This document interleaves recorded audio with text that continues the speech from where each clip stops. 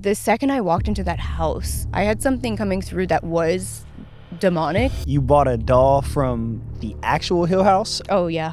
And literally after that, everything in my life has flipped upside down. I'm setting up the camera on the tripod. Something screamed in my ear. I threw the whole camera, the tripod, everything. And I really felt like I went into shock.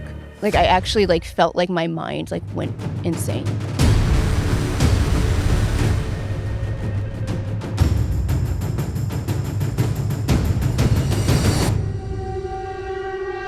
All right, guys, welcome back to another episode of the HORRORble podcast. Tonight, we have a very special person, came all the way from Vegas to see us and have a conversation, and I'm going to allow her to introduce herself. My name is Lindsey, and I'm the ghost hunter.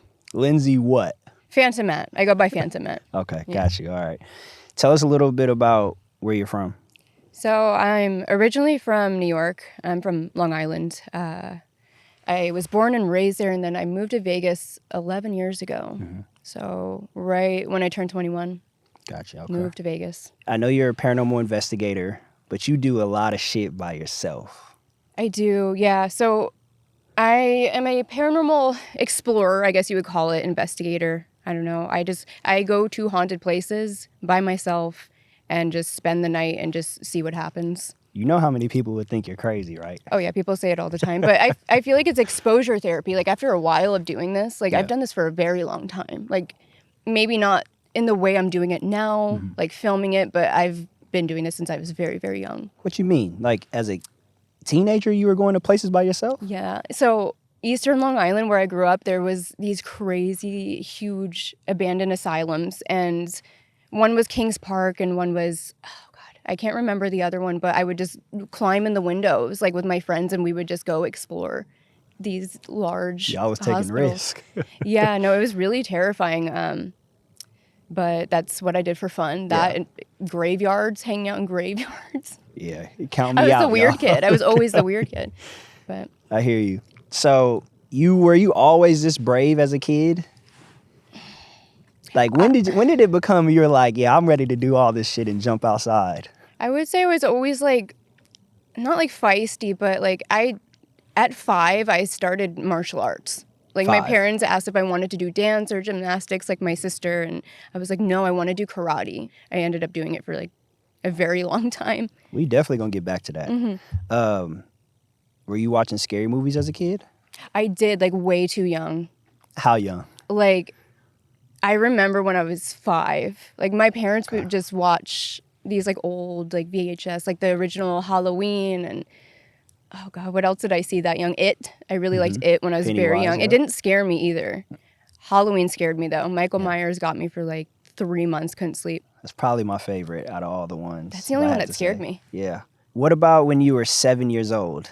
You seen a ghost, right? I did. I had a paranormal experience. Tell me about it. No, my family remembers this too. I remember it super, super vivid.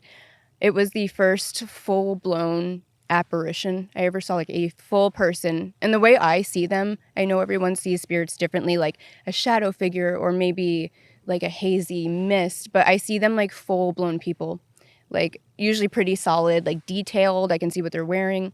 And I remember very clearly in the bathroom in the morning, I was getting ready for karate, and I look into the hallway and I see a woman, an older woman, just float into my sister's room.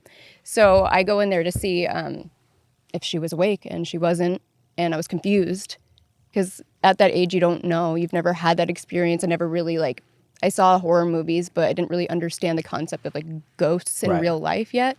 And I told my mom what I saw, explained the dress, and apparently it was the dress my great-grandma was buried in, which was a week before that. But I didn't see her at the funeral. My family didn't want me to see her like that. Her body, yeah. Mm-hmm. Was that the last time that you seen her? A lot, as a ghost? Yeah. Yeah. So she comes through a lot. Any psychic medium I go to, she comes through very strong. Okay. But I've never seen her again in that way. So at this point, did your mom tell you that it was a ghost? No, I think that I can't remember her reaction, and I asked her this too. I think she brushed it off because I've had multiple of those type of experiences when I was young, but she would kind of be like, "Oh, it's nothing." I had a lot of weird waking up and seeing things in my room type of things. And, they would just be like, it's a dream. All But it parents say that wasn't. shit. It was not a dream. Parents are the worst when it comes to kids and nightmares and Yeah. dreams, right? If I ever had a kid and they had like that kind of gift, I would definitely like nurture that and keep it in them. Even if it's not a gift and they just had an actual nightmare, like the parent should listen to the child. Mm-hmm. Like even if they say there's something in the closet, it may be a spirit or an apparition that's really bothering them. I believe that 100%. So you did tell your mom. She didn't really give you the confirmation whether it was a ghost or not. Yeah, I think during that time too, I'm sure like they were grieving too, so I'm sure that was confusing for them hearing that and like how to take that. So, but very soon after that, I had another experience that I think was her. I had her pie cutter on Thanksgiving. She had like, I don't know, just like things passed down through the family. We had that and it flew up on the table. Like everyone saw that happen. And it was like, I remember a thing for a while that we kind of talked about. Like, remember the pie cutter like flying up in the pan? Hold on, what you mean? It was like in a pan, just like on the pie or whatever, just like a pie cutter. And it was sitting there, just like flew in the air. Did everybody freak out? Yeah, a bit. I can only imagine. So I want to kind of move forward a little bit. You specifically said that you had jumped into karate. Mm-hmm. Was it karate? Yeah, it was Ishinryu karate, which is a Japanese martial art from Okinawa, Japan, specifically. Yeah. So then was there anything outside of karate at that young age? After I got to black belt, I was teaching classes for a bit, and I wanted to learn something just different. Mm-hmm. And I tried jiu-jitsu and Muay Thai, and I ended up really liking Muay Thai and like kickboxing, so I did that for years. The reason why I bring that up is because I wonder if that had anything to do with you being comfortable in these scary situations, right? I think so. I definitely think that's part of it. I think I got that confidence from like a young age of like, and I never fight people. I never want to fight people. I just know that if I really need to defend myself, that I'm confident that I would have a fighting chance at least. Yeah. Because a lot of people, I don't think they understand, like even with boxing, it takes a lot of guts to get in the ring and actually want to, and not want to, but you're going to try to go win. So you have to hurt somebody. Yeah. And what comes behind that, the mental aspect, it takes a lot. And if you're able to do that at a young age, even a teenager, that's going to build some type of mental confidence for sure. I remember my black belt test was when I was like pretty young too, and it was brutal. Like they brought an entire other karate school for my test so that I had to like fight everyone in a row nonstop for like 45 minutes or something, and then do like this test of like calisthenics where I'm doing like 100 push-ups and 100 jumping jacks, and it was nonstop for just hours, and that was just how the test was.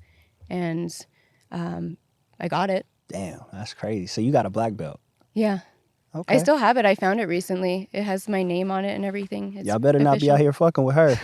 She might fuck Start y'all wearing up. it out. I thought about wearing it to locations. That would be hilarious. With my black belt on. That would be dope.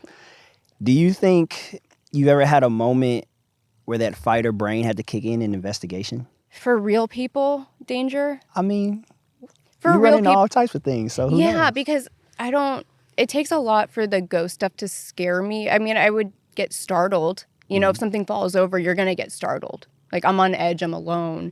Yeah. But getting scared to the point where I'm leaving is rare. That happened to me like one time. But real people in the world at abandoned places where you're alone, it's so scary. Yeah. I've had experiences where...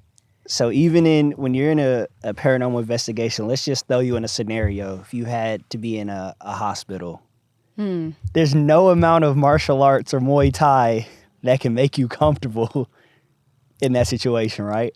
Yeah, I mean, 2 nights ago, I was at a haunted hospital, the Yorktown Memorial Hospital, and when I was going through it, well, when you first arrive, normally you get a tour, but the guy who owns it is really terrified of the place, so he doesn't walk you through. He kind of just lets you in. So I do a walkthrough to clear the place for myself to make sure there's not someone in there. But as I was going through it, I realized there's so many open windows. Hold on. Like a whole man can fit in that window. What's the guy's name? It's the caretaker, actually. It's not the owner, Okay, sorry. all right. It's just the caretaker. Yeah. So he must have had something really happen to him. Well, he said his wife used to do the tour for him, and she had a really scary experience in the chapel. So in the chapel there, they don't like people with tattoos, apparently. And I've never seen her, but he said that she's covered in tattoos, and she got shoved or pushed in the chapel and never went back. So she makes him go do it now. And he doesn't want to do it, so they're kind of stuck in this place, like, I guess just let him in. I don't know what to think about that because Yeah. you're covered in tats. Mm-hmm. I'm covered in tats. We both been there. Did you get shoved? I didn't. I didn't get shoved. Nothing. I didn't even feel like in danger or... Both times I went, I didn't have a ton of activity. It's cool because it's like creepy and Yeah. you're in an old hospital. Mm-hmm. So the scenery is cool, but I didn't have any encounters that I'm like, this is definitely a ghost for sure. Yeah. Like an intelligent response. Mm-hmm. So you going to... Most people, like, we see these YouTube channels, right? Or even TV shows where 99% of them are with a team. Mm-hmm. Why alone? Just why? Like, I can't even remember where that started exactly. I feel like it kind of morphed into just being that. Like maybe that's what I'm supposed to do. Like I'm not asking someone else to like schedule with me, and I'm pretty spontaneous. Like this whole trip was planned like a week ago. Like it's always last minute for me. And then I started to realize that when I am alone, I get better results. okay. And I don't know why that is. I don't know if it's because if the spirits see that I'm alone and I'm more vulnerable. I don't know. I mean, that probably is the reason. I mean, when a whole crew walks in to a location, whether it be a haunted house or a hospital, like maybe these people don't want to show themselves to 9 different people with cameras and flashlights. Yeah, it's you know? intimidating. Like 7 dudes walking in, like spirits. Like that's a little. They might not want to interact with that as much as just one single girl walking through, like pretty quietly. Because I'm not someone to go in and like, I don't know, mess not with blasting them. no Like music. I'm very respectful. Like I treat them like they're people, even if maybe they did something bad in their life, like at the prison. Yeah. But still, it's their space, so I'm there to respect them, follow the rules, and just not get like attacked. What you think the rules are? I don't know, because last night, that was my question. I went to the jail and something kept coming through my device saying like rules, follow the rules. And I'm like, what is the rules? And it wouldn't tell me, so I was nervous. I was like, I don't want to mess up. They expected you to know the rules. Mm. How many people because I know a lot of people watch your stuff. How many people call you crazy? Like, are there people messaging you telling you like, this girl is crazy for doing these things? Or do people just not believe you? You know what? I did make it into the debunking community because they didn't believe I was completely alone when I went to the Mizpah, which is a hotel in where is it? It's in Nevada. So it's an entire hotel. You can go investigate it, get a room. They have a basement tour, but I was there completely alone. And they thought that I made it up or that like, I don't know. I don't know what they thought, but it truly was such a weird situation that I can see why they didn't believe me. Yeah. So I went out there and it just so happened that the heat in the hotel broke and it was in the middle of the winter. Mm-hmm. So they shut it down. They moved all the guests to a hotel across the street. And I arrived and I was like, no, like I came to film ghosts. And they let me stay. And I had the entire building and the basement to myself. So that's like a bad luck and good luck. Depending on how you look at it. Luck.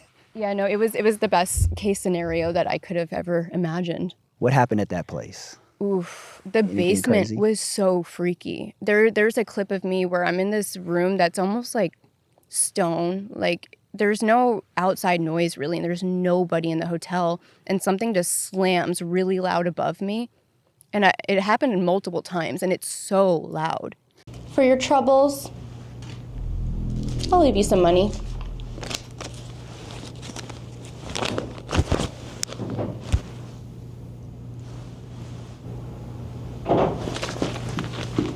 And I genuinely, I can't figure out what it was. And it didn't happen again. So I thought maybe, if it was a machine or an AC or... Like loud, like a door slamming loud? No, like something above me, like slamming on the floor above me. You didn't run out? I kind of just like froze. Yeah. And I just said, what do I do?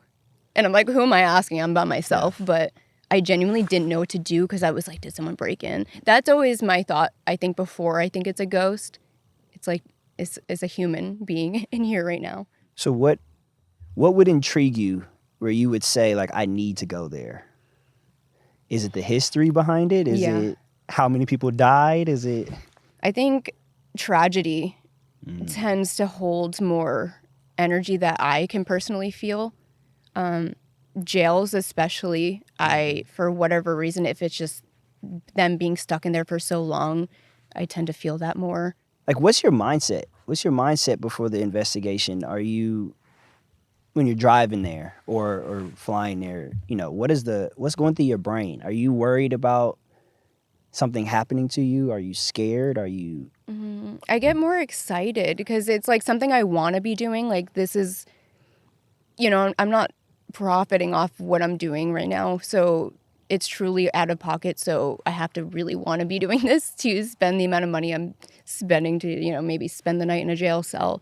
You got to want to do it, right? Yeah. The YouTube shit is no joke. But even like, I've been changing recently what I do leading up to it as well. Because typically I would fully research the whole backstory, you know, what spirits are there, who's tied to the property. And this entire trip, I didn't do that. I had my sister research it, and I ended up reading whatever she researched for me when I got there inside the place, which gave it a different feel.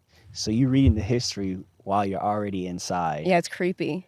Do you get chills when you read this shit? I got full body chills, I think, every time I did that this trip. Do you think that could make the situation or your experience more intense? I think it does, because when I did it last night at the jail, I was reading about some specific person about halfway through the essay that she wrote me, and I had a music box set up right across from me by the jail cell, and it's a motion activated one, so if you walk in front of it, it's going to play music. And as soon as I got to this guy's name, for some reason, it started going off.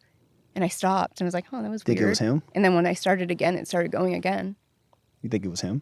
I mean, I can't say for sure, but the timing was weird. You remember the name?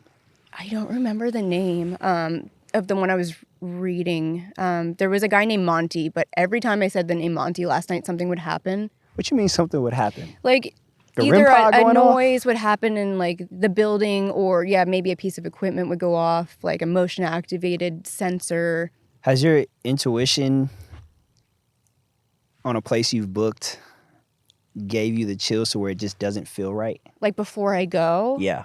And you're just like, this doesn't feel good at all. That's happened to me on the way to a place once or twice, or maybe just as soon as I get there, I get like a really sinking feeling like maybe I shouldn't do this at all. But of course I do it anyway. So you never backed out? No. The only I've never backed out. I've ran out of a place before that was Hill House in Texas. But it was towards the end of the night anyway, in all fairness. I was doing my outro, and something really terrifying happened, and I threw my camera. We're not about to skip past this story now. Ooh, yeah, it was an intense one. Something screamed or screeched in my ear very loud. I mean, I have the clip of it. Oh, you got it on audio? Yeah. So I was setting up my camera. I'm in this one room, and I'm tired. I'm like, okay, let me just do my outro, like, bye, YouTube, whatever I do. I'm setting up the camera on the tripod, and you hear it so loud in the video. It just screams in my ear. I threw the whole camera, the tripod, everything, and I ran so fast. I fell on the ground in the other room, scraped my knees. I'm like bleeding, and I really felt like I went into shock. Like, I've actually never been that scared in my life. Like, there was about 20 minutes of me on footage just shaking. Like, I didn't have words. I didn't know how to process it, and I didn't sleep that night. This happened, and you spent the night there? No, I didn't. Okay. No, I left. I actually refused to go back in. I had them go in and get my equipment. I was genuinely so scared. So you didn't even go back inside No. to get your stuff? No. Mm-mm. But you were alone? No, at the time, I had a guy with me. He was in the, like, monitor room. Mm-hmm. So, like, not in the house with me. So you can see, like, the cameras. And the owners don't stay in the house, but they have like a trailer on the property behind it. Got you. Okay. Has there been a location where you knew from the jump that this place was terrifying? Like right when you walk in, you're like, yeah, this shit is ridiculous. Oh, yeah. It was a random one. It's called the Patterson House, and it's in California. Okay. I can't tell you what part. It's kind of in the middle of nowhere. Mm-hmm. And I went alone. My friends went previous, and they said it was scary, but they kind of just communicated with the family there, and it was a cool place. So I went by myself, and I had a completely different experience than them. I had something coming through that was demonic, and I don't mess with that stuff, and I don't encounter it. I kind of just brush it off. And the entire night, it kept coming through, like the name Payman kept coming through. Over Payman? Payman, okay. Payman, yeah. So Payman is like a fire demon that rides like a camel or something. Okay. And I'll have to show you the picture that popped up when I was there on the separate device that, like, the name Payman came up on one device, and I think it was another device that the image that popped up was like a guy riding like a horse or something with fire around him. Was like the third thing that popped up that made me think that. But in that house, it makes sense because I think the room it started happening in is where they used to do satanic rituals when it was an abandoned house. So he said they had to like scrub everything off the walls. There was like symbols everywhere and just like sacrificial stuff. And it was coming up on separate devices, which was my concern. You know, if it's just one device and it keeps coming up the same thing, maybe it's nothing, but different devices saying similar things. And the second I walked into that house, I don't know, I knew something was off and I couldn't put my finger on it. Yeah. But I just felt like I was in too deep. I already drove so far. And I was like, I'll just spend a little time in there. But it got intense really fast. That's a hell of a situation to drive somewhere for hours or even fly and then drive to get there and know something may be off. But you're like, I done spent too much money and I'm knee deep. Yeah. I got to go through with this, right? Yeah, that's essentially what happened. And that one was so crazy. I had something turning my light on and off on command. And it's still like probably the craziest thing I have on footage. To the room?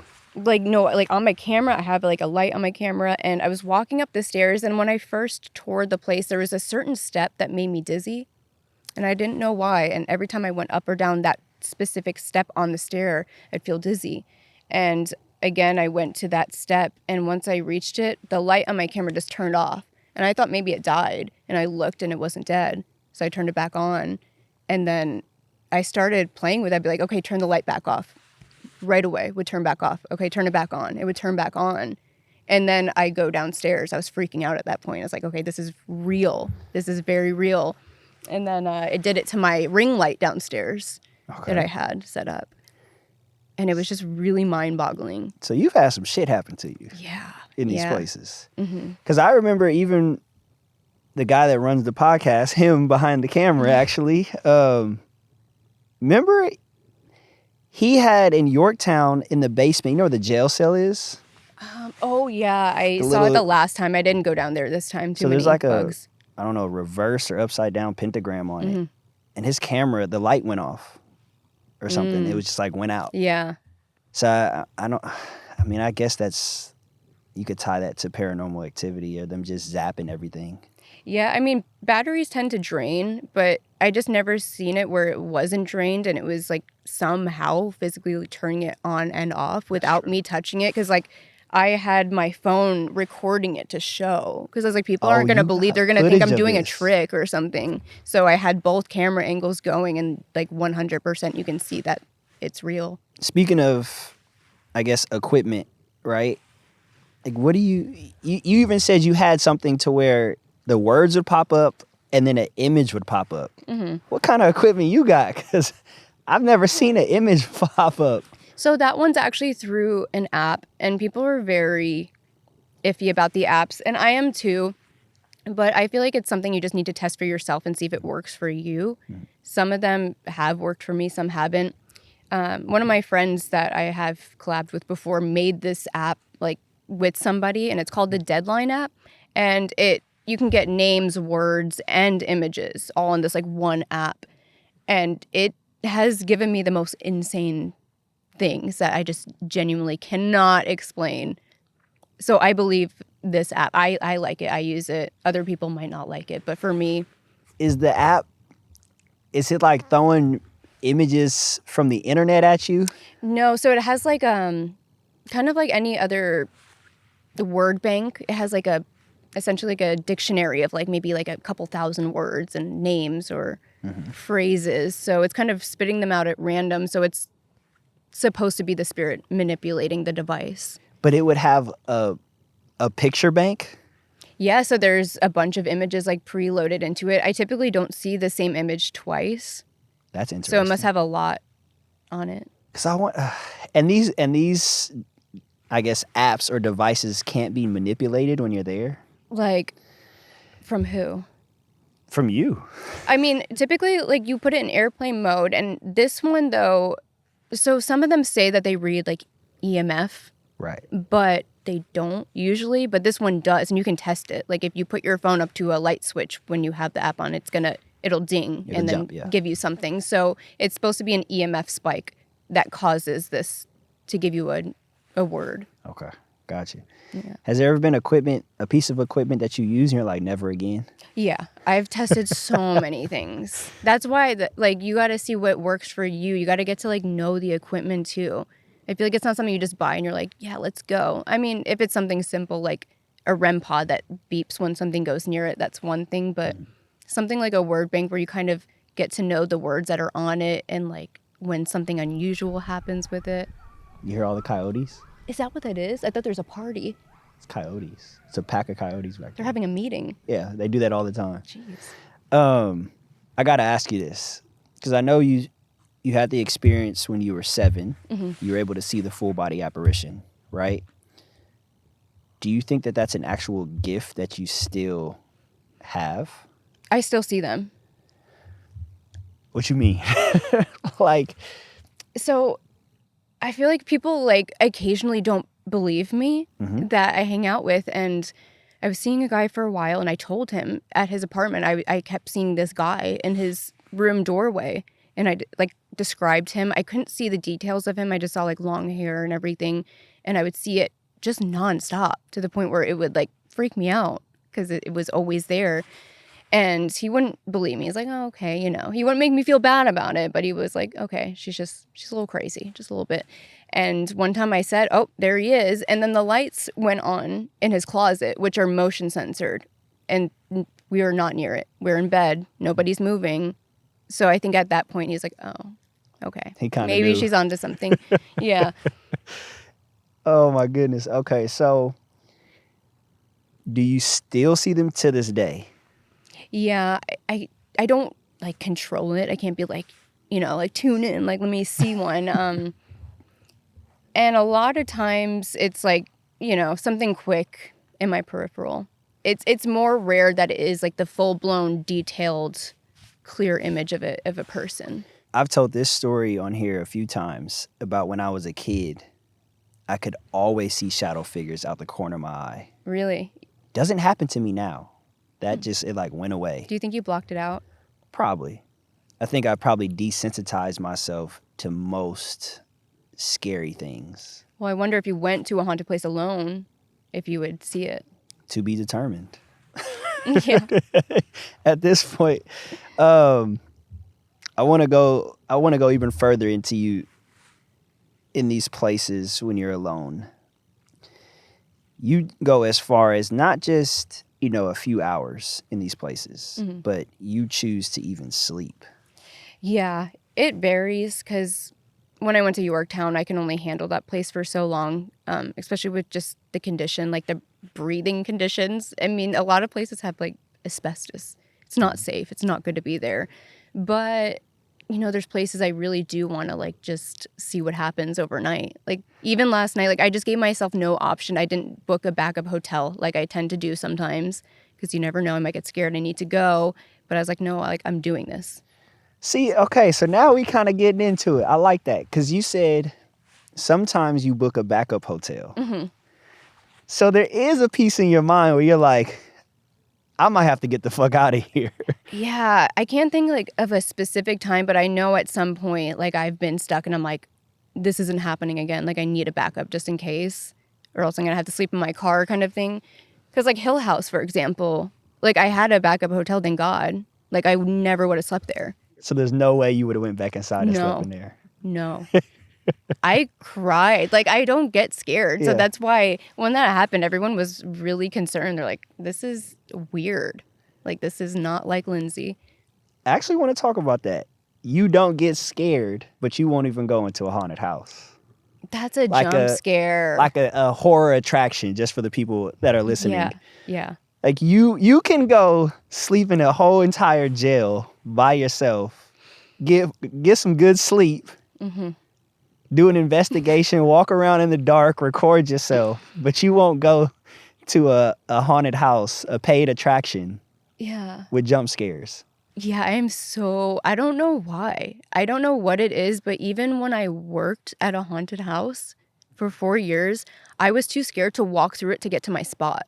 Like I would have somebody walk me and people knew that and they would scare me on purpose because like nobody's scared. They're all working there. And I could never get past that. And I was always so scared to walk to my spot. So I'd like have somebody escort me. I've never heard of a scare actor I know. It's needing really an bad. escort to their spot to scare somebody. I'm sure the entire community is like shunning me right now. Oh my but goodness, that is hilarious. I know a lot of scare actors. yeah.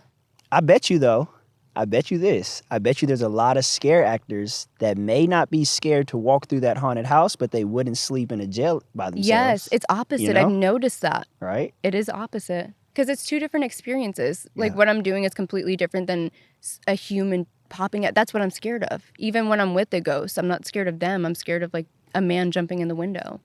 I want to talk about that because you have, and I don't want to make this seem like sexist, but I do want to speak on it because you are a woman. You're doing these things by yourself. And they can become extremely dangerous. Yeah. Right? Although you do have a great background when it comes to fighting, you're not the biggest person. You're not the strongest. Yeah. I'm small. And you may be able to really defend yourself, but if it was a group of guys that came in there, you'd probably be in some real danger. Yeah. You I've know? had like 2 times I can think of where I genuinely was like, uh-oh. Like 2 big uh-oh moments for Break them me. down. We need to hear about it. I've actually never talked about this one, and I've been wanting to because people do think about that, like, you know, the safety thing, and, you know, maybe other girls see me do this and like, oh, I want to go do that. And I encourage it, but at the same time, like, it's important to talk about this part of it. So I've had problems with a lot of, like, owners of haunted locations. Whoa. Which is weird. I don't know what it is, Like but male owners yeah. specifically. Yeah. So there was this one house. I'm not going to like call them out because he doesn't work there anymore anyway. But I went to this one. It was a beautiful big mansion, really cool history. And I had people that were going to meet me there, but like later. So I was there for a couple hours by myself. The woman there gave me the tour. She was amazing. Nice lady. And then there was some older man that was the caretaker. And, you know, maybe it's not the owners. Maybe sometimes it's the caretakers. I don't know. Y'all watch who So- y'all caretaker is out there. He was not taking care. That was for sure. Yeah. So he was down in the kitchen. She said, you won't even know he's here. He stays down here. He's just here to like watch the property. And so I'm upstairs doing my thing. And I start getting some cool activity in this room. And I'm filming. I'm excited. And I look over and I see him standing in the doorway. So for a split second, I'm like, is this a ghost, a man? What's happening? I just see a man in the doorway and he shouldn't be up here. And he starts like swaying. So at this point, you didn't know if it was an actual man or a ghost? For a split second, because I just didn't expect him to be up there because she said he would not come upstairs. So I'm like, why is he up here? And he was in the doorway and he starts like swaying. And I'm like, what is this? He's not saying anything yet. And he's just swaying. And I'm like, he's possessed. What's going on? It turns out he wasn't, but he was drunk. He was very drunk. And he kind of cornered me into the room and started demanding money. And I was like, what are you talking about? He was very drunk. And he just said, you didn't pay yet. And I was like, what are you talking about? I paid. I don't know what you're talking about. I don't know if you're talking about the other guest that's coming or what this is. And he wasn't making sense. And I like ran past him. I went downstairs and he started following me. And like, it was terrifying. I ran off the property. I ran across the street to a gas station, and I called my friends. I'm like, hey, where are you guys at? And they were running so late. So they were going to be like another hour, and I didn't go back. I tried to go back, and I saw him outside, out like walking the property outside the house. So I was like, no, I'm not. See, now I think that may be scarier than a ghost. 100%. Especially in your position. Like, yeah. a woman alone, Mm-hmm. a man that's drunk on top of that. Mm-hmm. Yeah, and I even took recordings later in the day. So when the other people showed up, he was still there, and he followed us the whole time. It's the creepiest footage. I might put it up and just like blur his face or not. But yeah, he just like followed me around, staring at me and like smirking at me. It was so creepy. He wouldn't leave me, and everybody that was there was trying to get him to like leave me alone, and he wouldn't. So I couldn't even like investigate, and I ended up not telling the lady. I think I was just kind of like, I didn't know how to like explain it. Tell the lady? And I had a lot of other stuff going on, and I just kept putting it off. And then she ended up reaching out to me. She heard it from like someone else had told her, I guess, from the group, and she was like super apologetic. And offered me to come back for free, but I never did. Let me ask you this. Did you know that this guy... So you knew that he was there, but you knew that he wouldn't... Or you were informed that he wouldn't come upstairs. Yeah. That didn't already send a red flag up your head? Like, no, because there's typically like a caretaker on the property. Like it's pretty normal that like they don't want people messing with the building. And if anything, it's safety. Like a little bit of security, but it was opposite then. But if you're alone and you're by yourself, they could have reassured you like he'll be outside the house. If you scream, he'll come inside.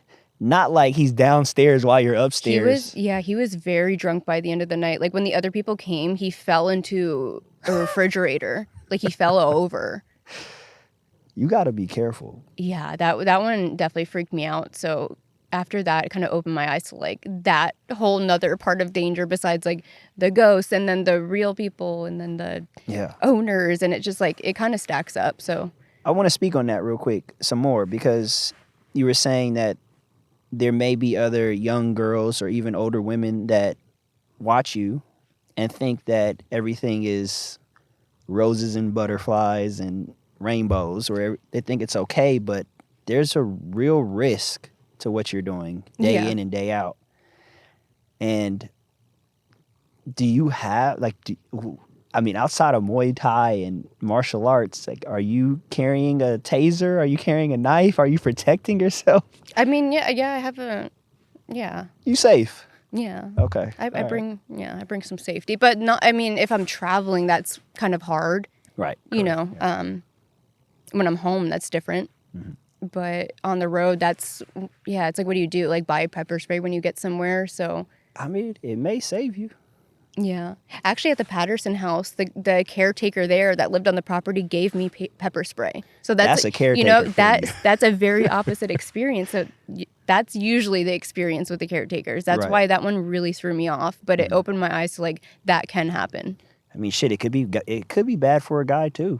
You know, you never know. If you're by yourself, if you're not ready to. But definitely, women definitely have to worry more because you really never know. 100%. Mm-hmm. I want to go back to you sleeping in these places too. Are there places where you're just like you're comfortable sleeping and you've slept really well? You know what? It wasn't a long sleep, but I slept really well on the USS Hornet. The bed was really comfortable. Yeah. The ship. We slept in the hospital area, so it's all the hospital beds all hanging, all stacked up. Like on ships, you know how it's like a hammock? Almost like a jail kind of thing. Oh, you mean like a bunk bed? Yeah, kind of. Okay. It's strange. It's like a ship bed. But it was strangely comfortable. Have you had shit happen while you're sleeping? Yeah. Like you've been woken up and you're like, what the fuck was that? I was going to talk about that next. Watching footage of yourself sleeping at a haunted place is the scariest thing. Even if nothing happened, just picture watching your computer for 2 hours of yourself sleeping at a haunted place, just in silence, waiting to hear a noise. It's the most unsettling thing ever. Damn, I didn't even think about that. Yeah, because I edit everything myself, so all of this footage I take hours and hours. I have to watch through all of it, because with paranormal, it's not always the stuff that happens in the moment that you hear. It'll be like a little whisper or something that you didn't hear in the moment. So you got to like listen for all that stuff. Damn, so you'll literally sit in front of a screen and watch yourself sleep for hours. Yeah. I don't always film myself sleep. I got a camera recently that allows me to do so without running out of battery and storage. So I think it's important though, because usually something happens. Like the USS Hornet, we heard things banging around in the room next to us, but we were all sleeping. Y'all was sleeping good. Yeah, one of the girls didn't sleep too well. You saw every time a noise happened, like her little head would pop up, like, oh no. Yeah. Going to all these different haunted places, right? Has anything ever followed you home? Yes. Oh, yeah. Tell me about it. Yes. One time I can think of that was just a strange one, but caused a lot of chaos in my house, was just bringing back a room key from a hotel at Hotel Apache in Binions, which I've been to several times, but this time I don't know what happened. I brought the room key home, not even thinking, like, just a room key. I do that shit almost every time. Yeah, so. I still do. I collect them now. Yeah. So, like, I don't think it happens every time. It just so happened. And at the time, I owned this house, and it was 3 stories, and weird stuff started happening. And other people lived there, so, like, they're noticing it, and it became kind of unignorable. Like, things like falling off a shelf or lights turning on and off. Just, it didn't make sense. And I went to a psychic medium because it got so bad that I was just like, I didn't know what to do. And she immediately told me that I brought something home from somewhere. I didn't tell her like what I did or anything. I just wanted to see what she said. I was like, something weird's happening in my house. Like, do you see anything? Can you remote view it? And she said she saw me bring something home, and it brought a woman from like the late 1800s with it, and that she really liked the clothes in my closet. And all the details she was giving me like didn't make a lot of sense in the moment, because I didn't even think about that room key was in that closet room I had at the time. Yeah. So she's like, yeah, it's something in that room, and you brought it there, and it's some object, and she for some reason went with it, and now she likes your room. So when I got home from that session, I found the room key, and I was like, it must be this. And I got rid of it, and it did stop. It was so weird because it's such a little thing. Like, why a room key? You ain't talked to her? No. I would have told her ass to get the fuck out the house. I just didn't know what I was dealing with at the time. Like, I feel like I'm a bit more experienced now, but then I didn't really know how to handle it. I want to bring this up. I watched a video about you. You posted this video. Oh, okay. And not somebody else. You posted it. And you had, it was like something about you spending money. And then it was like you showing Ouija boards, equipment, and some types of, I don't know. It was like basically all kind of spooky stuff. Oh, stuff I like spend my money on. Yeah. Okay. But specifically, you had a wall full of Ouija boards. Oh, yeah, my Ouija wall. I don't have it in my office now. I'm going to be moving soon, so I'm going to make my Ouija wall again. Yeah, I have a lot of Ouija boards. You don't think that attracts anything? I don't think any of my boards do. Most of them are new or like given to me, but I've never had anything really strange happen. I've had a board come off the wall before, but it was due to a haunted doll. We're not going past that, so let's talk about it. From Hill House, actually, when I went there, I decided to buy a doll before like that whole incident happened. So I had already bought it and like was bringing it home with me. Hold on. You bought a doll from the actual Hill House, or you bought a doll prior to going to the... No, I bought it from the place. And you thought this was a good idea. Well, this was before I got like really scared and ran out. Like when I first got there, I was like, oh, that's a cool doll, I'm buying that. And they told me that it had blood on it and stuff, which in all fairness, I did a luminol test and it didn't come up as blood. I may have done it wrong. I'm not a scientist. But after I brought that doll home, a little bit of weird stuff happens where you can kind of brush it off. But I left town and I came back a couple days later and I pull up to my driveway and my front door is wide open. And I'm like, did I get robbed? And, you know, no one's been home for like days. And I walk in, electronics are still out. So I'm like, okay, no one robbed me. What's happening? So nothing has moved. The only thing that was changed in the house was the nightlight outside that door where the doll is and the Ouija wall was flicked off. And then one of the Ouija boards was off the wall, like in the middle of the floor. So it could have fell off, but it went pretty far, which rubs me the wrong way. So you walk in, or you get there, the door is already open. Wide open. I did not know what to do. It was so scary. When you get in there, the Ouija board is how many feet you would say off of the wall?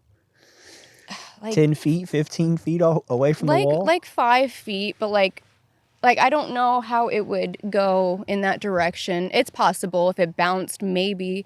But why the fuck was your door open? That's what I'm saying. And the weird thing was that my landlords were there the day before to do something, and they said that they closed the door, and they even said that morning that they passed the house and it was closed. So I have no idea. And then one step further, I had some kind of Ring doorbell at the time.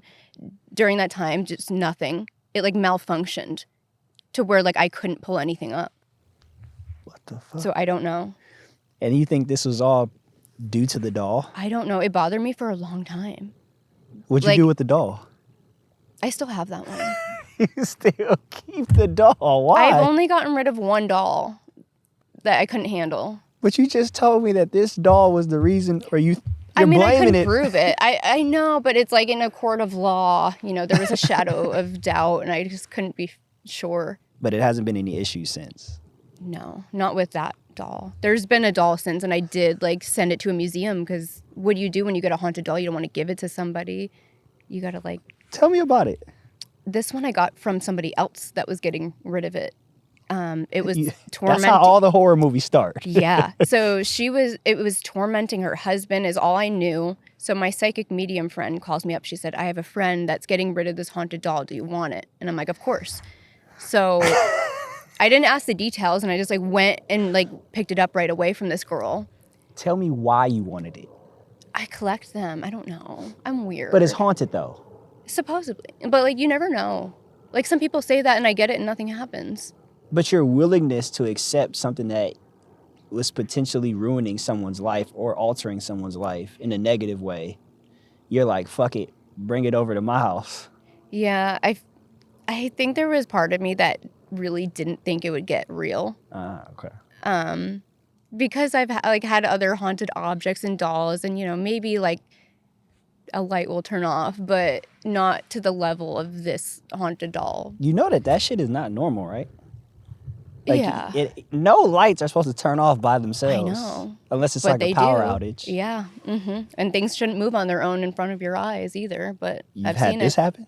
I've seen things move. Hold that story. Go back to the other doll story. The doll I got rid of, the museum doll. So I believe she's at a museum now in Florida. So she came to me from that lady. When I picked her up, I didn't ask a lot. She kind of gave me a brief thing, like her husband was having nightmares and he was having like a lot of issues and getting anxious. And she liked the doll though. She's like, it was cute. It looked like a ballerina. It was like this ballerina looking doll, like innocent. So I was like, cool. Picked Supposedly. it up, brought it home. And the guy I was seeing at the time isn't really into this stuff. Like, he would brush things off and like want to dismiss it more than anything. And this doll definitely started messing with him and like doing stuff in front of him to like really make him believe that something was going on. So it came to a point where I started hearing chanting in the middle of the night, and I knew he didn't really want this doll in my house, so I didn't tell him. And it turns out he heard the chanting too, and he told me. So I was like, whoa, hold on. Chanting. I don't know what it was saying. He knew what it was saying at one point, but he was tired and then he like forgot. Like, you wake up and you like forget what happened. But he knew like it was actually saying something. I didn't hear what it was saying. It just sounded like muffled chanting from the other room. And then I was hearing music some nights. He didn't hear the music. I was hearing music some nights. And then things started happening to my car that was weird. So I put her in my car. I was going to... This sounds really bad now, but I was bringing her to like a haunted location, just like for funsies, bring her on like a road trip. And then... you doing some wild things. So my windshield ends up cracking. A rock came out of, the sky. It must have came from this guy because there was no cars around. A rock came and just like shattered my windshield. And it was weird timing. And when that happened, she had fallen over in the back seat. I didn't see it happen, but the girl in my passenger seat said that. She's like, oh, the doll just fell over, like, after that happened. So that happened. And I would have threw the doll out the window. so there was one other time I put her in. We would have had to get rid of that doll right there. That's it. No. So I did keep her, and I put her in my car one more time. Nothing happened when she was in the Just car. asking for it at but this point. this was the worst. This is like where I really drew the line. So I drove, and I was going by like the Las Vegas Strip, park in this parking lot, and it was the strangest thing. The like shift knob button somehow like popped off and got stuck, and I had to get a full tow truck to come get my car because I couldn't like get it out of park. And it was like blocking like a whole roadway. Like it was causing so much chaos. It was the craziest thing. So what Are you looking at the doll at this point? Well, what's weird about that, it gets weirder. So it ends up costing me to fix it exactly $666. I still have the bill. That's crazy. I can prove it. I have the bill. And I was just so mind blown that $666. yeah.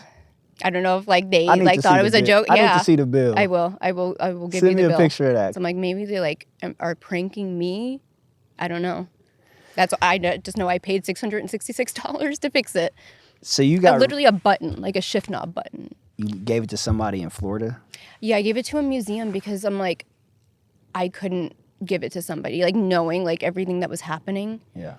The last straw for me seems like such a little thing, but I was sleeping on the couch one night. I fell asleep out there, and I woke up and was like hearing something, and I was like, okay, I'm gonna ignore this. This like the doll stuff is happening again. It would always happen in the middle of the night. So I close my eyes. I hear something like pretty loud. So I open them again, and this like big black orb flies into my face. I've never seen something like that before. It was very specific and weird, and it like came right up into my face and scared me so bad. And then I got rid of it. Did you scream? I don't know if I screamed. I think when I get really scared, I just freeze and get really quiet. So it was more of that. So the other two things, the hearing the voices, the chanting, the guy you were with at the time, you guys hear it together, the music you were hearing. I think it was a buildup of everything, and like that was kind of just like I was like, this is enough. But none of that other stuff was enough. Because it felt like it was like coming at me. Like I felt like it was like evil. I don't know. It felt like it was like attacking. If anything, it didn't feel good. You said it was like an orb, but you think it was like a shadow figure? It was like round, but kind of like could move. Because I've seen like like little orbs fly, but it was large and like flew right up into my face from a distance. So none of that, no more stuff was happening once you got rid of the doll? Mm-mm. That's when it all stopped. So you got rid of the room key, it stopped. You got rid of both dolls, stopped. I'll cleanse the house too after, of course, like Palo Santo sage, like sound clearing. Everyone has their own way, but Speaking of sage, I've heard sage does the opposite of what people believe it does. I've heard that it opens up a gate or a portal and does not close it. It is the entryway. Do you think that's true? I would say yes. Okay. How do you feel about Palo Santo then? I don't use any of that stuff. What do you use? Nothing. Just willpower. Just pure willpower. I think, even like maybe next month this episode will come out, but and I'm not even sure if we recorded it. But I did an interview with a guy in New Orleans, hoodoo guy. Shout out to him. His name is Sin Elias. And Sin Elias had basically told me I have a lot of people with me and they're very loud. Really? And he was like, you basically have like an army, a small army behind you that watches over everything. So that may be the reason why I'm not afraid and I don't really you see the house. I got mannequins. It's interesting you say that because I've been told that too. By pretty much any psychic or medium I go to, they say that like I have like a gang behind me. Like typically it's my great grandma will come through strong and every time. They say Italian families, for some reason, like ancestors come through very strong. I don't know what that is or like if that's true. I've been told that several times, but my Sicilian great grandma is like my protector. But yeah, I have like apparently a team that has my back. It makes sense. I mean, I've made it this far. That's true. So there must be somebody. That is true. So you've had, just to name a few, you've had your door wide open. You've had your car damn near a button in your car break down, and it cost you $666. That was the price. You've had dolls fall over. Have you ever been physically touched? Yes. Or grabbed or? Yes, I've been like, you know, even just like last night at the jail, like little things that like poke you, you know? Have you ever felt that? I don't know. Okay. Well, I'm still waiting for that day. Okay. Where like I'm startled because something either pushed or shoved or grabbed me. Yeah, I think a really intense one where I really felt like kind of like grabbed or pushed, which scared me, was at an abandoned house in Colorado that one of my friends just brought me to. They're like, oh, we can film here. It's a cool place. And something was so off about that house. Like, we don't know the history. It's literally just an abandoned house. And the electricity was on, so like someone must own it. I don't really know how that works. But we were in there and I was upstairs and I kept hearing like loud bass music. And I'm like, oh my God, someone's outside. Like, let's go. Went outside, nobody there. Go back upstairs and it starts happening again. And the bathroom felt so weird. And that's where I was sitting when I was on like the toilet, not using the toilet, but just like using it as a seat. And something like came up behind me like quick, and it just felt like I don't know. Like a just jolt. Like, yeah, it's really hard to explain because it's not like a person. Like, it definitely is a different type of feeling. But I like fell over and I ran out of the house. It got me good. But you didn't get that on camera. No, he did, yeah. You can definitely see me like freak out, and then I ran out. You got the footage? Yeah. We got to see this. Yeah, I have a lot. I want to see all the scary shit that happened. Yeah, like another good clip I have is like a ball flying out of an attic when I was about to go to sleep in this old house, Garnett, Kansas. Nobody has slept in this room. It's upstairs, and there's like a hole to this attic where this, I think an axe murderer used to live up there. Something. There's some story about the attic.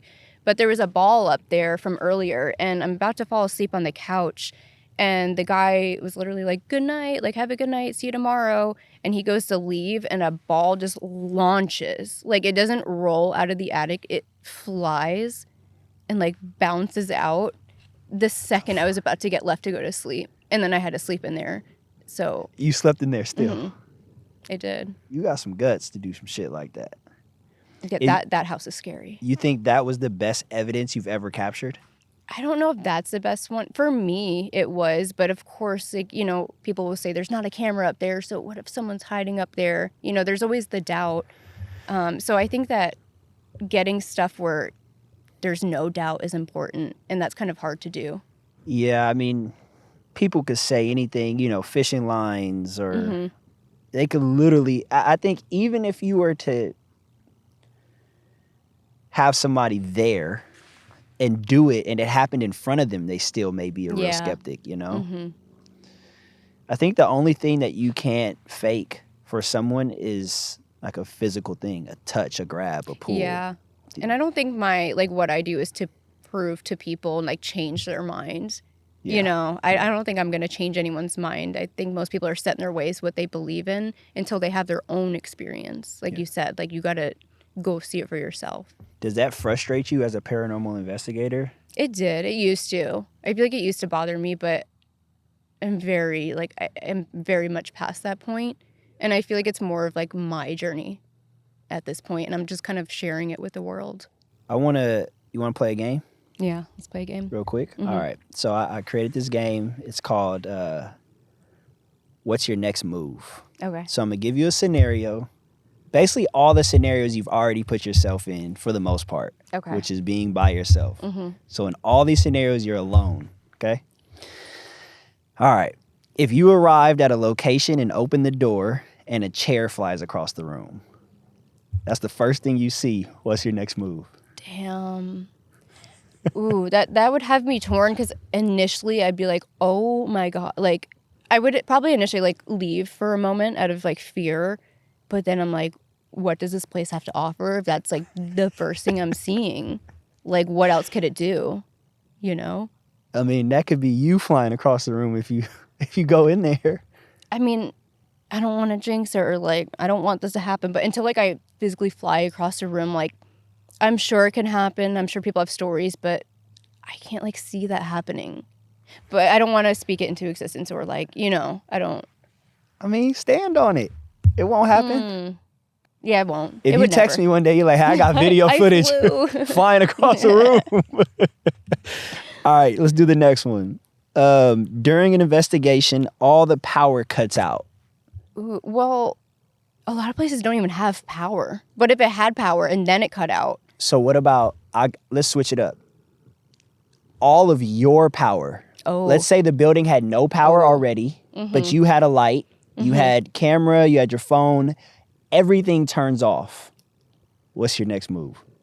Oh, I would definitely leave. That would make me feel really unsafe because I'm like, what do I have? Like, is my phone dead too? Everything is off. Yeah. Zap. Yeah, no. Once the phone is out, I have no like line. I would leave. That would get me to go. I would be so upset. I'd be like, maybe I'll try again tomorrow. I'll come back another day. What Maybe if it was a happened again? Ooh. Then I'd have to, I don't know. What could you do then? You can't even film in there. I guess you can go have your own experience. That would be it. I would kind of want to know what would happen, I guess, a little bit. Stay there for like an hour. Hour tops. An hour. Get up out of there. Give myself an hour. Okay. All right. Next one. If you're spending the night at a haunted location, you're laying down, you're asleep, something grabs you by the leg and drags you. What's your next move? Ooh.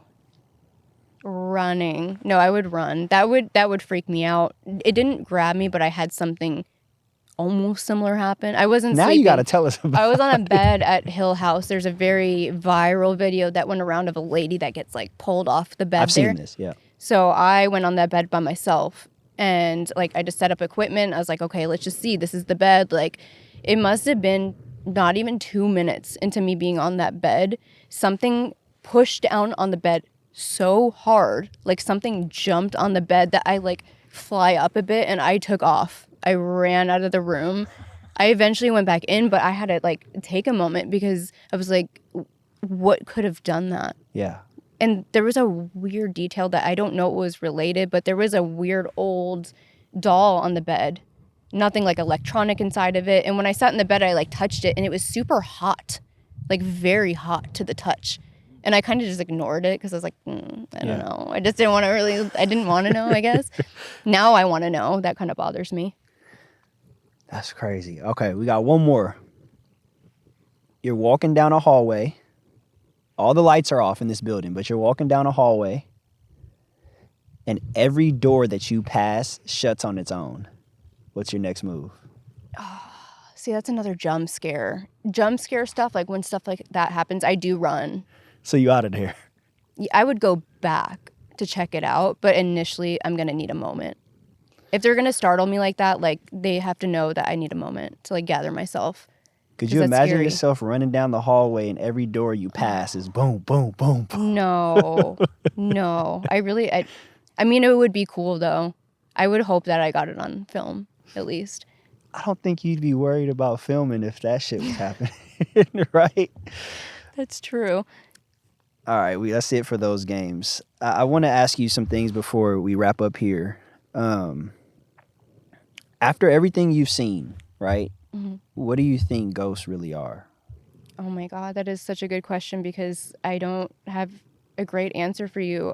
Since I've been doing this, I feel like I've changed my mind so many times on what I think it is.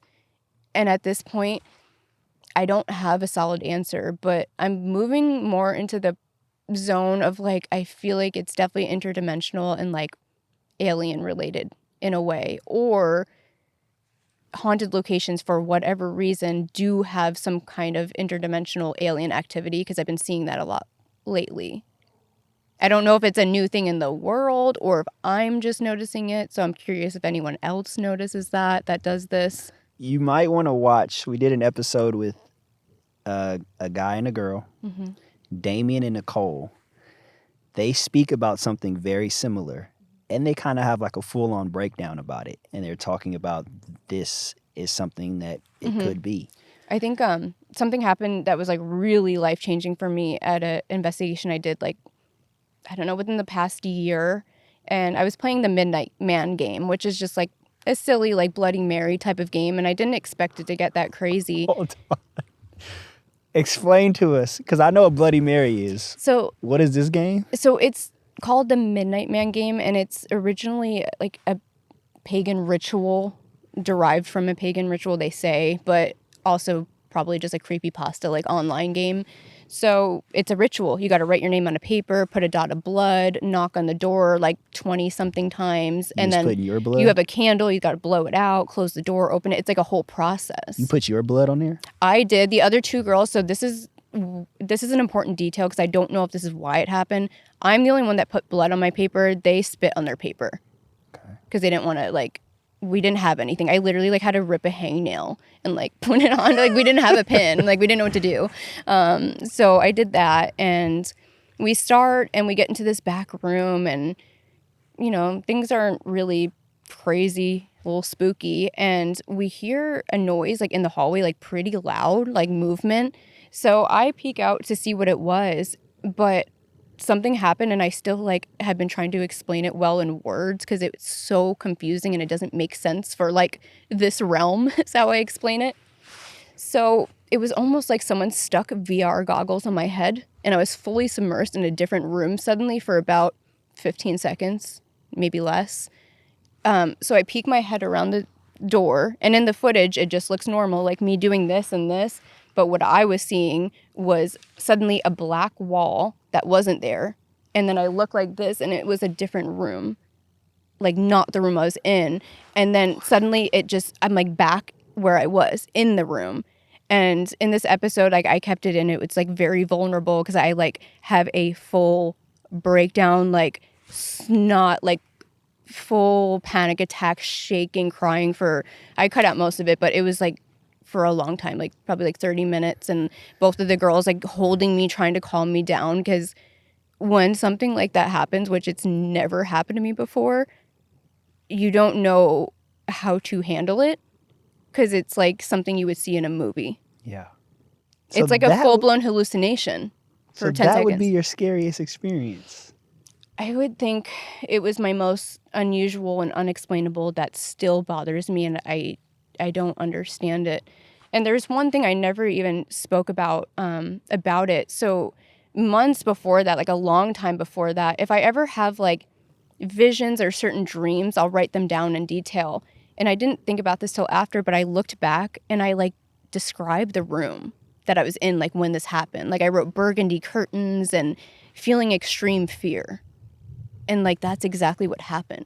So you had wrote this prior to that experience? Like, a while prior. Yeah. Like, it wasn't on my mind. I have no idea.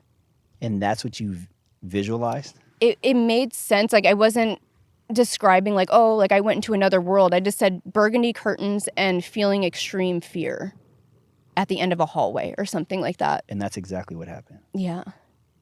But it was just, I still can't fully put it into words besides it's like a movie, like you got picked up and dropped into another world and then, like, put back. And I can't think of anything else that could be besides, like, something interdimensional.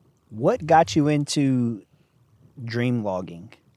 Because I live, like, a whole life in my dreams. I have, like, a whole I feel like I never rest because I live a full life whenever I sleep. Sometimes they're just weird dreams that are, like, silly, but most of the times it's like I have, like, a job, or I'm, like, doing stuff, or I have, like, friends, and sometimes it's people, like, from this world, but it's, like, just slightly different, like, slightly ahead of time almost. And you remember most of it? Yeah, I write them down, or else I won't. Like, I'll forget them, but... So you got a whole log of these dreams. Mm-hmm. And how often do you go back and look at them? Not too often. I kind of like to wait, because sometimes, like, you almost forget about the dreams. When you go back, you're like, huh, like, something like that happened in my life. It almost predicts it. Do you think those dreams are something that is going on or has already happened in another realm? I think it could be that, or maybe like parallel timelines. I don't know. Because even like you're speaking about the burgundy curtains, that didn't happen yet in your life, but it happened way after. Mm-hmm. So did you already live that experience? That's what I wonder. Yeah, right? It's possible. A lot of it doesn't make sense, and like I've had dreams of like specific events and names that come up later, but like I don't know what to do with the information. Yeah. Like when I'm writing it down, like it's very vague, but then you can like tie it to an event later on. That makes sense. You were speaking about earlier, you go to a specific person. It was a lady. It's like a medium or what? Yeah. What is Well, it? I work Psychic pretty medium? closely with the psychic medium, the Las Vegas medium. So when I found her, I was like testing mediums, see if they were real. Oh, you was on a mission. Mm-hmm. Tell me about that. I wanted to work with one, but I wanted them to be real. So like I went to like 2 before her and they weren't, they didn't tell me anything. And she was just so spot on. Like I left sweating. Like I was like pouring sweat. Like she just knew things that nobody knows. So that proved it to me. What kind of things were you doing to test these mediums? Just, I wouldn't even ask them. I'm just like, hey, just like kind of give me a reading. Like, what do you see? And were other people prior to that lady bullshitting you? Not like they were like, maybe it could ring true, but also it could ring true for anyone, like, yo, your grandma, like something very like general. Like, I wonder how many people are getting played out there. Oh, probably a lot. I think there's a lot of. You start a hotline and then just have a whole block of people lined up to get the reading. But there's definitely real ones out there. I mean, no one can tell me otherwise after that experience. I mean, how do they know that? Like, if it's stuff you can look up online, I get it. But like personal stuff that nobody knows, how could you know? The New Orleans trip that I just took, I had that same guy do a reading. Was it accurate? Let me tell you this. So a lady I've had on this channel named Spooky Jen, shout out to her. She did a reading for me before. And I'll tell you, both of the readings, one done in Texas, one done in New Orleans, different races, different genders, they were exactly spot on. Really? Were they the same information? It was identical. Weird. So it kind of, like, does that validate each one, like saying they were the real deal, or is it, I don't know. I really don't know what to put. Yeah, it's mind-boggling. But it was like, it was spot on the same exact way that they put it from beginning to end to what's going on with my life to the future. Well, it must be like your team. I think if you have like a strong team, you can get like a good reading. You mean like the people watching me, the spirits? Yeah, like maybe like, I don't know, psychic and medium people probably work differently, but maybe some of them can like directly talk to your people. It's always scary to think that, what if something is posing?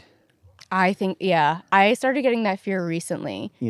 I have a really crazy story actually about that. Have you ever heard of Moldavite, the crystal Moldavite?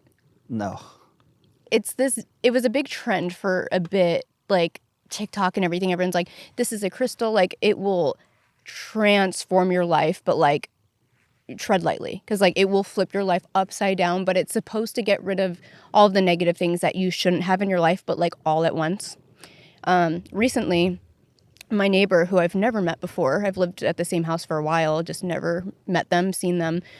One morning I woke up and my boyfriend at the time walked in the house and he was like, the neighbor wanted me to give you this crystal. And I'm like, oh, what is it? And he's like, Moldavite. And I was like, whoa, what? Like, no, put it over. Like, I'm not touching it. Like, you don't typically gift Moldavite to someone like that.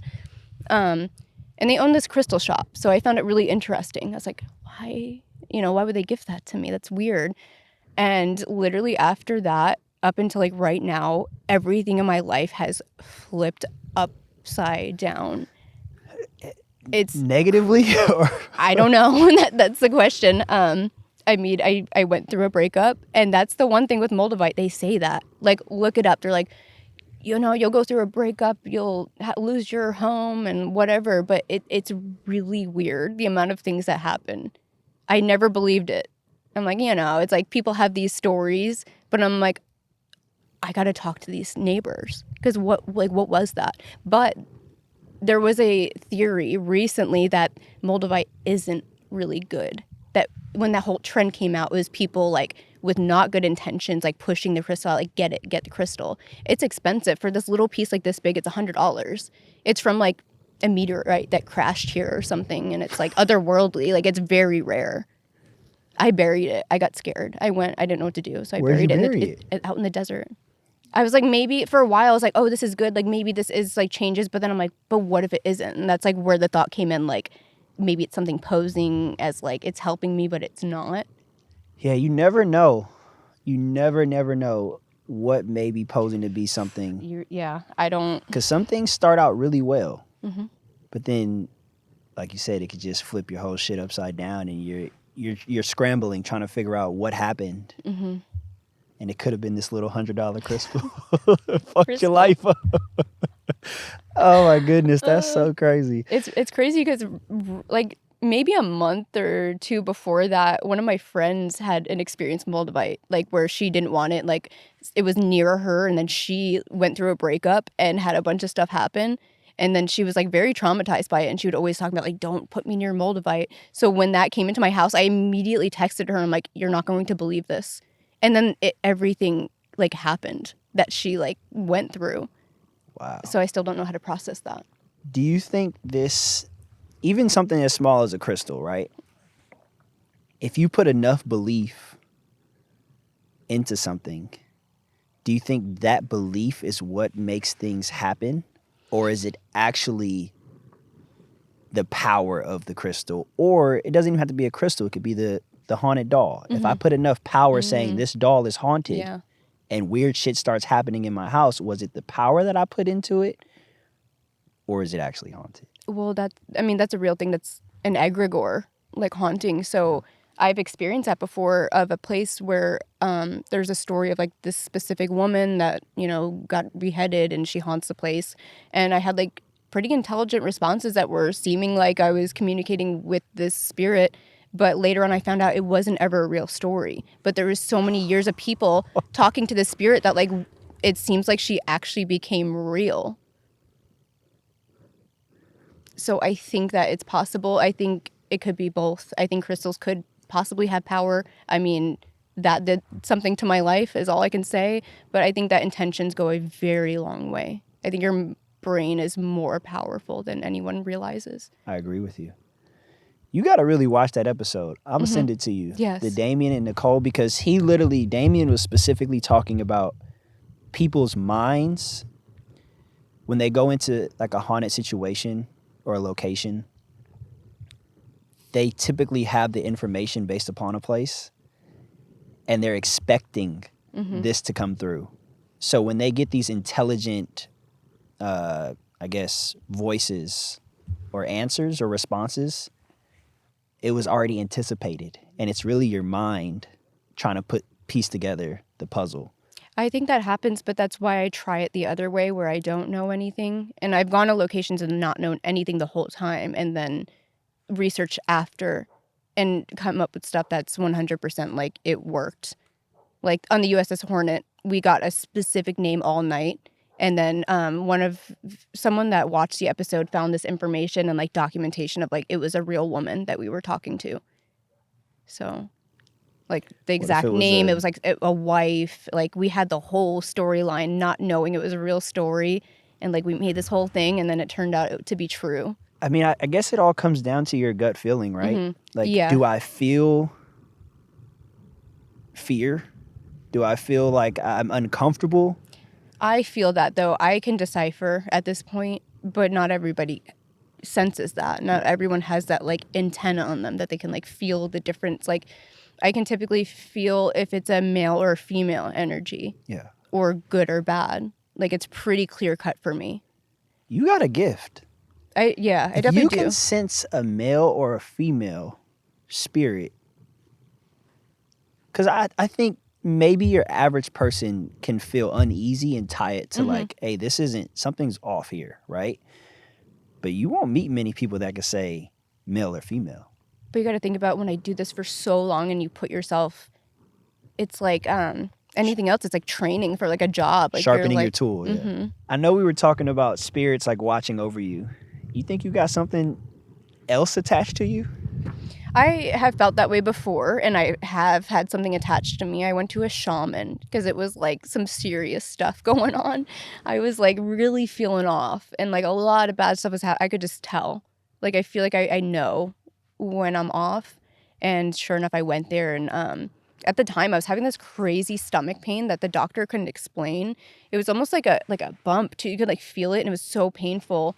And he's like, I don't know what it, like, we can't figure it out. And when I went to the shaman, I didn't tell her that at all. The first thing she did was put her hands right there. And she's like, you have like this hook in you, this like demon thing, like put these like hooks in you and like with poison on them. Like she was like talking about all this stuff, but it was so strange to me that she knew that spot.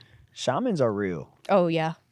I think that's the realest of all this stuff. I really believe that shaman stuff. I'm going to tell you a story I've had. I was in California. I drove to the store, went inside the store.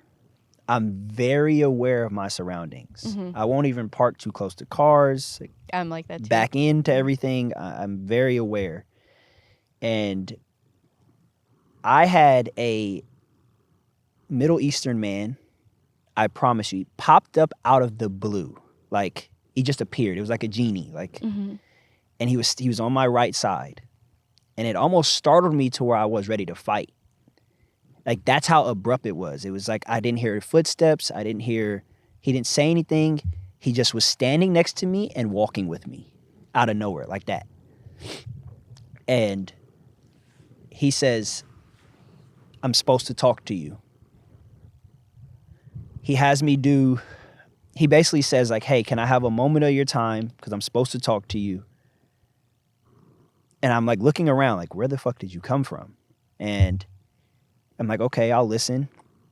And he has me, I'm not going to give the specifics, but he has this piece of paper and he asked me about 3 things. And he writes in the paper. Sorry. Before he asked me, he wrote something down on the paper, crumbles it up. He's like, open your hand. I put it in my hand. Then he asked me the questions. I give him the answers to these questions. Then he says, when you open this, you'll know all of this is real. Right? He tells me what year I'm going to be successful in, to what year it will end, and then there will be a new chapter that you'll be successful in. This is what he says. Mm-hmm. I'm like, okay, thank you. I appreciate it. We go our separate ways. I go to the car, open up the piece of paper. It was exactly the number. Whatever question he asked me, he had already written down. So at this point, I knew something was real. Yeah. To make it even weirder, when I got in the car, remind you, he didn't show up in a car. I couldn't see this guy anywhere in the parking lot again. Oh my God. I'm looking all around for him. Was this a real genie? Like a real, like... I don't know. But he was considered himself a shaman. Did you keep the paper? No. You should have kept the paper. But what I can tell you is everything he said has happened to this day. Dude. Everything. Does that not freak you out? But like in a good way? Like, like how do you process that? You know? Right, exactly. Like I don't know how to process that, but that just, I guess, reassures me that there's something out there where people can either see what's coming, or something else is telling them. Yeah, oh God, that freaks me because I've had a similar experience, not as crazy, but like I've had like someone pop up, I guess, like walking in the street and like stop me and say something oddly specific. So that gave me chills when you said that, because I'm like, is this a thing? Like, are we in the Matrix and they're like sending in characters to like guide us? You know, like what is that? I'm gonna make this story even crazier. The first person I call, my dad. I was like down the street from my dad's house at the time. Guess what the fuck he says? What? I had the same thing happen to me when I was around your age. No. Seriously? crazy. And he never told you that? No, because he was like, who the fuck am I going to tell? That's true, because it's such a crazy thing. Like, he's like, he might have told his brother, like my uncle at the time, but he was like, it's crazy because, and unfortunately, like most people don't know this, but my dad was incarcerated for a long, but this was all predicted. really? He was told, like, you do this, this is Wow. going to happen. This is the outcome of everything. And he had told him, and he made it very clear. And my dad was like, around your age, I had something very similar happen to me. That's so crazy. So that's making me think, like, who, what, where? Was it the same guy? Like, Yeah. you know, because he said it was a Middle Eastern guy. Oh, it was. Okay. And he was like, I couldn't really tell him because I don't even remember what this guy fully looked like. Mm-hmm. But he was telling me, he's like, it was a Middle Eastern guy. How was he dressed? Casual. Okay. Real casual. The he guy wasn't dressed that I with, passed had like an actual like turban on and like a gown and Yeah. everything. It was like very like out of place, and just stops me and it's like, I need to tell you this. Like, what is that? Like, how do they find, like, what's going on? Y'all watching this, It's a Truman Show. y'all make sense of this for me because I don't know what happened. I bet a lot more people have probably had that experience and like don't want to talk about it because they don't want to seem crazy. But even the people that I've talked to, most of them never had an experience like that. I think it's like the group of people that are kind of drawn to this stuff, though. It's like for a reason. I don't think it's random that I do ghost hunting and paranormal stuff. I think that I feel like that I was guided into this. I do 100%. I don't think it's random. That's why I feel so pulled to it. It's like, why else would I be spending this much money and sleeping in a jail cell? Like, for who? Like, it's like, I'm obviously pulled to it for a reason. I want to ask you about that. Dream location for a investigation. I want to go to the Whaley House so bad, and I've been trying, and it's very hard to like contact them and set it up. I even made a post recently. I'm like, Whaley House, like let me film there. And they ain't respond to you? They hearted it. That's fucked up. Yeah, I put like, if anyone knows how to get in touch with them, Yeah. and I tagged them in my story, and they just hearted it. They maybe just have a media team and they, you know, sometimes But, I that's mean, how shit goes. I've seen like a YouTuber recently that I know of with obviously a bigger channel, but still like film there. So like it's possible. Okay. So that's your dream location. And Doll Island in Mexico is Doll pretty Islands? top tier. I was like, in my head, I said like once I reach 100K subscribers, I want to definitely like make it to Doll Island. It's really hard to get there. Why is it so Really hard? dangerous too. You like get a private boat guy in like Mexico, and it's like a 2-hour river ride on like a boat, and then it's just like an island full of these like creepy old dolls. I'm trying to Very go haunted. too. It's cool. Yeah. Go.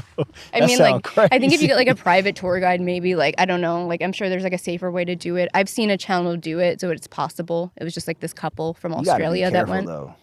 You got to be careful out Yeah, there. I mean, they made it. They literally just like paid the guy, tipped him, got lucky, I guess. Yeah. So for the people watching, I know we were talking about places that you were since you've been in Texas. Mm-hmm.